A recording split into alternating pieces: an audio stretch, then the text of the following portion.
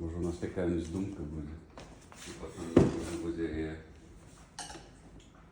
Я просто хотела сказать про ту думку, что потребляя себя в прошлом, да, или в себе. Я когда жила в Бресте, было вельми тяжко, и тогда, не знаю, в самых физических каких-то ситуациях у жизни у меня была думка о том, что я еще вельми молодая, мне тут сколько там, сначала 16, потом 17, потом 18, то есть ты зусім не опыта небольшого житті, тільки почав жить. Вот, а у тебя уже такая жопа, и ты такой, блин, доживу хотя бы до 30, если уж совсем лепей не станет, тогда уже можно будет разочаровываться, не знаю, прыгнуть с моста.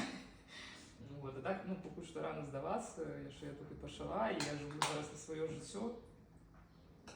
І ось, коли почну своє життя, може бути, я почну, раз я такий тяжкий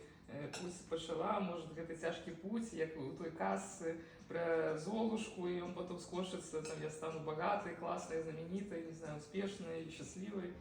Вот, и треба дотерпеть до этого момента, и я как будто бы себя представляла, вот мне уже там 30 плюс, и что я думаю о том, что вот как классно, что я не сдалась тогда. Вот, и сапраўды эта думка менавіта про себе у будущее, что, возможно, этот шлях приведзе меня до поспеху, вот ён мяне выратоўваў в эти тяжкие часы, что